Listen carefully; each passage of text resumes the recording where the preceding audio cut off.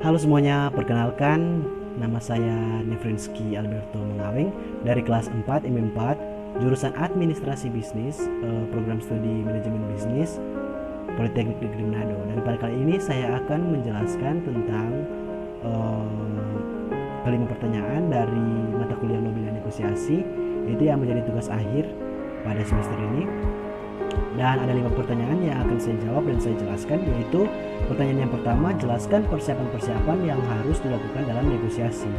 Untuk pertanyaan yang kedua, jelaskan bagaimana pelaksanaan negosiasi. Pertanyaan yang ketiga, jelaskan bagaimana menutup negosiasi. Dan pertanyaan yang keempat, jelaskan bagaimana menangani keluhan dalam negosiasi. Dan pertanyaan yang terakhir yaitu jelaskan strategi negosiasi yang harus dilakukan dalam negosiasi. Nah, saya akan menjawab satu persatu dari kelima pertanyaan ini, yaitu yang pertama saya akan menjawab tentang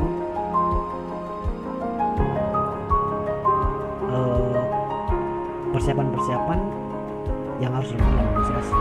Itu saya mengambil 5 persiapan, yaitu pertama, tentukan tujuan tertinggi. Nah, maksudnya tentukan tujuan tertinggi di sini maksudnya orang harus membuat banyak alternatif dan alternatif pendapat yang kita sampaikan untuk lawan negosiasi, tapi orang harus memilih mana tujuan utama dari negosiasi ini, mana yang paling penting. Jadi orang harus memilah-milah dan mana itu paling penting, itu yang orang pilih jadi tujuan. Nah, berikut yang kedua, lakukan riset. Maksudnya di sini orang itu melakukan penelitian dan untuk data-data yang akan orang sampaikan, supaya ketika lawan bicara menyatakan data yang dia bilang data yang ada pada dia, itu orang boleh menggunakan dengan satu data yang memang itu valid, memang data yang ada itu langsung. Nah, untuk yang ketiga itu lakukan hal-hal yang dapat Anda negosiasikan. Maksudnya di sini orang harus membuat hal apa yang boleh negosiasi, contoh menawarkan barang atau membuat satu perjanjian kerja begitu. Dan untuk yang keempat itu siap mundur jika tidak terjadi kesepakatan. Nah, kalau sebenarnya orang mau negosiasi, ini terlalu pendapat tidak diterima oleh terlalu negosiasi. Jadi orang juga siap mundur, jangan orang harus memaksakan sampai kehendak untuk lawan negosiasi ini mesti setuju dengan apa yang orang sampaikan. Nah, jadi orang harus siap mundur jika tidak terjadi kesepakatan. Jika dia tidak setuju, jadi orang yang usah paksa. Nah, untuk yang terakhir itu siapkan win-win solution. Jadi orang harus menyiapkan ini solusi win-win. Nah, maksudnya solusi menang-menang. Nah, jadi ini solusi ini tidak orang boleh menyampaikan pada orang lawan negosiasi supaya tidak ada yang mau dirugikan. Contoh, orang tidak rugi, orang lagi tidak untung, atau orang tidak untung, orang tidak rugi, jadi sama-sama untung lah. Nah, sama-sama saling menguntungkan. Nah, lanjut ke pertanyaan kedua, itu jelaskan bagaimana pelaksanaan negosiasi. Nah, untuk pelaksanaan negosiasi itu yang pertama itu persiapan. Nah, sebelum bernegosiasi itu perlu untuk menentukan lokasi dan waktu. Nah, itu sangat penting. Nah, juga orang harus membatasi skala waktu saat negosiasi itu untuk mencegah perselisihan yang sedang berlangsung. Nah, untuk yang kedua itu diskusi. Nah, diskusi di sini itu setiap individu atau anggota dari masing-masing pihak itu harus mengajukan kasus untuk masalah mereka, dan keterampilan yang dibutuhkan pada tahap ini adalah mengajukan pertanyaan, mendengarkan dan mengklarifikasi. Membuat catatan juga sangat membantu selama tahap diskusi, terutama pada poin diklarifikasi. Nah, juga yang ketiga itu klarifikasi tujuan.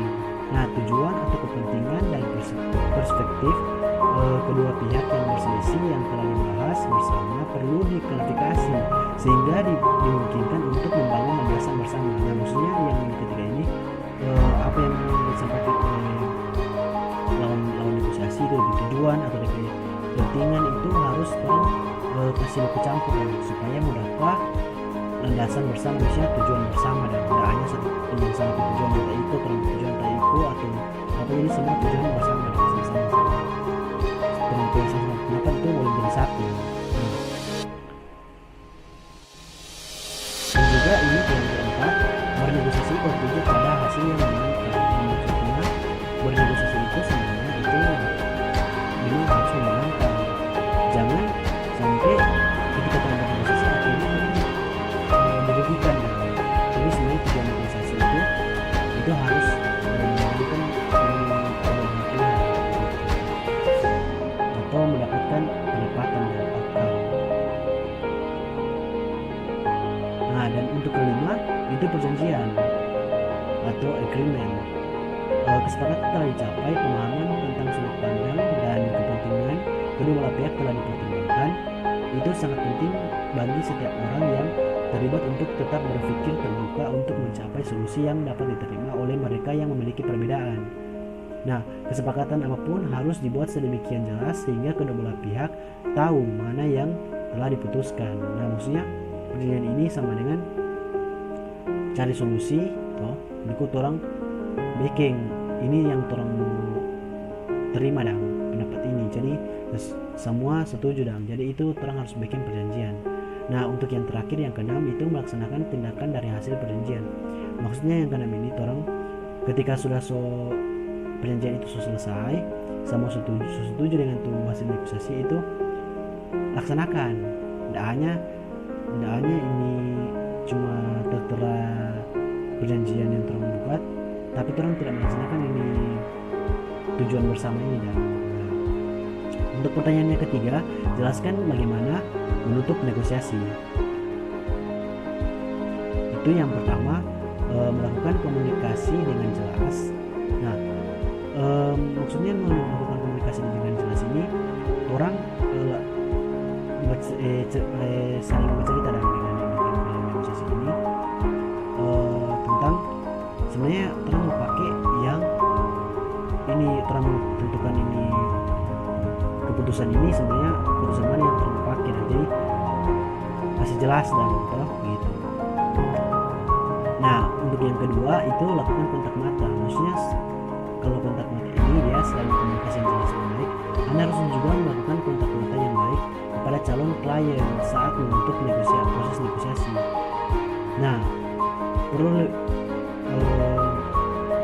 Anda perlu lebih serius dalam melakukan kontak mata dari sebelumnya. Hal ini dikarenakan proses penutupan akan menjadi penentu apakah hasil negosiasi penjualan Anda akan sukses atau tidak. Nah, jadi perlu ada kontak mata.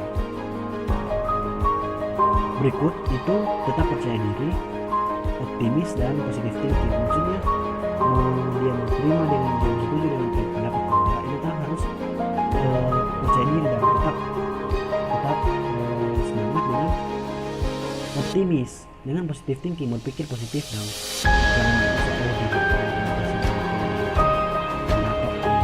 kita pernah selalu pikir bagus ya. Pasti apa yang disampaikan ini dia berikut itu berikan sedikit umpan. Maksudnya ketika dalam berbicara itu orang ada pastinya bilang saya bilang bikin lucu-lucu, bercerita hal yang belum ditertawakan, humor. Jadi supaya itu suasana mencairkan, itu kok sama dengan mencairkan suasana dengan memberikan kesan sebenarnya orang ini dong kasih, jangan sampai itu tegang dan itu suasana. Nah, supaya ini lawan bicara boleh berpikir dengan bagus, boleh berpikir ini dong, berpikir bagus, berpikir lebih tenang nah, karena kan boleh tertawa tuh. Nah, dan juga itu orang selalu tersenyum. Nah, selalu tersenyum itu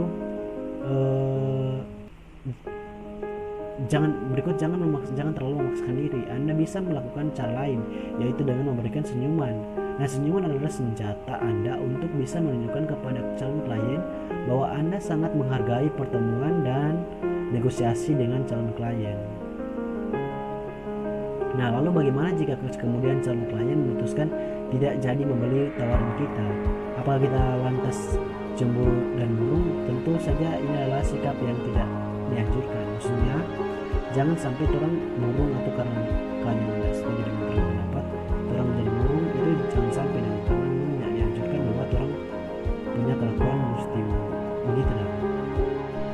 Dan untuk pertanyaan yang keempat, yaitu jelaskan bagaimana menangani keluhan dalam negosiasi.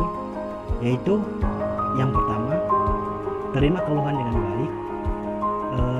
Biarkan klien tahu bahwa Anda memperhatikan apa yang mereka sampaikan. Maksudnya orang itu terima dan ini klien mau sampaikan apa, itu orang memperhatikan dan apa yang disampaikan, supaya dia tahu bahwa orang ada perhatikan berhenti bicara dan mendengar berhenti bicara. Nah, kedua, tunjukkan empati dan komunikasi yang baik. Maksudnya orang tunjukkan bahwa orang peduli dengan ini keluhan yang seperti ini, dengan orang sampaikan dulu dengan komunikasi yang baik-baik dan jangan sampai ada emosi di antara klien dengan orang.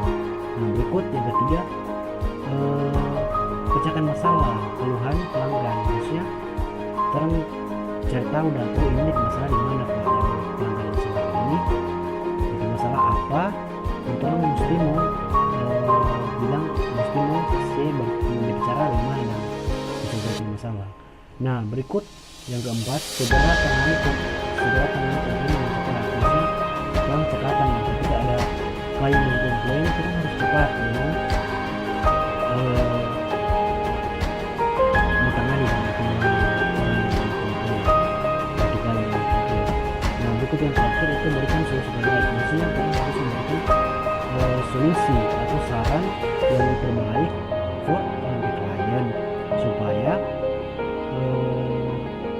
ini dan sudah terjadi ini keluhan sama dengan yang terjadi ini dalam negosiasi. Nah, untuk soal kelima itu jelaskan strategi negosiasi yang harus dilakukan dalam negosiasi. Nah, itu yang pertama, perhatikan nada bicaramu. Nah, maksudnya di sini ketika orang melakukan negosiasi itu dengan terampil lawan bicara, lawan negosiasi atau klien, itu orang harus berbicara secara sopan atau bicara dengan santun. Jangan sampai orang berbicara keras atau kemudian suara kuat, supaya tidak menimbulkan kesan yang buruk bagi ini klien. Berikut kedua, hindari kata-kata yang kurang meyakinkan. Maksudnya hindari kata-kata yang orang sampaikan itu belum sesuai fakta maksudnya hanya tahu atau yang orang sering bilang, contoh orang bilang, ini kok begini tahu. Nah, itu kan menimbulkan kata-kata yang tidak pasti dan kurang valid, dan jadi orang harus berbicara itu secara data supaya orang bisa mau percaya dari terlebih kata ini. Nah, berikut sama dengan juga yang tadi, itu lakukan riset. Nah, riset juga perlu dilakukan sebelum proses negosiasi. Nah, untuk memperkuat argumen atau pendapat, supaya orang boleh supaya riset juga dapat membantu menunjukkan betapa profesionalnya orang ketika mau melakukan presentasi. Nah, untuk yang keempat, jangan terlalu personal. Nah, ketika klien mulai menunjukkan rasa ketidaktertarikan, maka kamu harus hati-hati dalam menanggapinya. Jika sudah sampai pada titik ini, biasanya orang suka semua akhir ini sesi negosiasi. Jangan panik, fokus jauh pada trompe ini pada trompe inti pembicaraan, dan fokus jauh pada trompe fakta yang ada. Jangan ke personalitas atau orang tersebut ataupun trompe diri. Nah, yang terakhir itu perhatikan bahasa tubuh. Maksudnya saat berbicara, jangan sampai kita melakukan hal-hal yang aneh dan apalagi orang sering gugup tuh ada buku favorit apa, jangan sampai menunjukkan orang bahwa orang gugup atau orang maksudnya ini tidak melakukan hal-hal yang tidak diinginkan saat negosiasi